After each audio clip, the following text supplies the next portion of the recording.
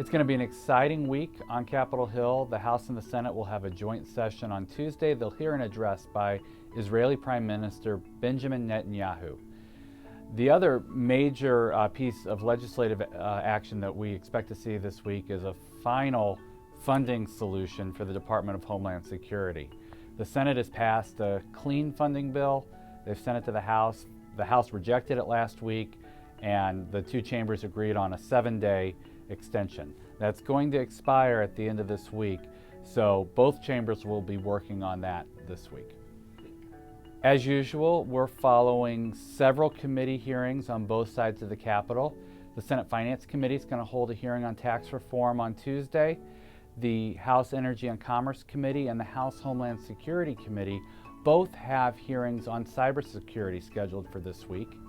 The Senate Banking Committee is going to hold a hearing on the Federal Reserve and accountability at the Federal Reserve. And the House Financial Services Committee will have a hearing. They'll receive the semi-annual report from the Consumer Financial Protection Bureau. So Director Cordray will be before the committee on Tuesday giving testimony. There are 42 state legislatures in session this week, including Florida, which begins their session on Tuesday. We've seen a lot of activity in the legislatures across the country just in the first 2 months of the year.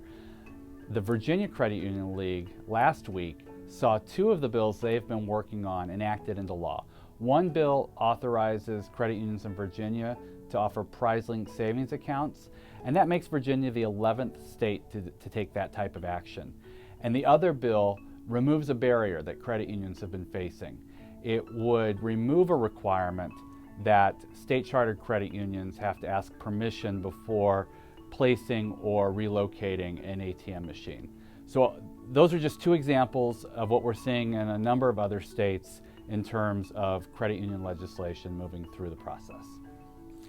Earlier today, Representatives Ed Royce and Gregory Meeks reintroduced the member business lending legislation. This is the bill that would raise the member business lending cap from 12.25% to 27.5%.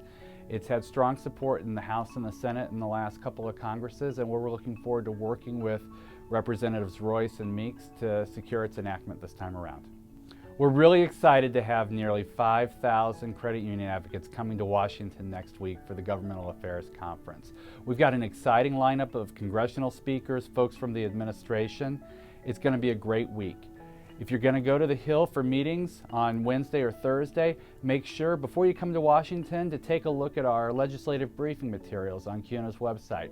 We've got talking points, meeting outlines, our 90-second talking points, and our credit union checklist. Anything you need to have a meeting with the member of Congress, we've got information about that on our website. The other thing that I need you to do before you come to Washington is make sure you download the CUNA Advocacy app.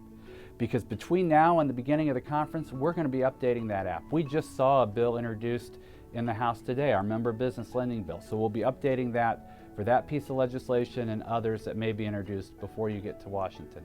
So download the CUNA Advocacy app. It's going to be your best way to stay up to date on what we're working on at the conference, and then when you go home. It's a terrific way to keep in touch with your congressional offices. You can tweet them, you can send them emails, you can even call them from the app. It's a fantastic way to engage in credit union advocacy.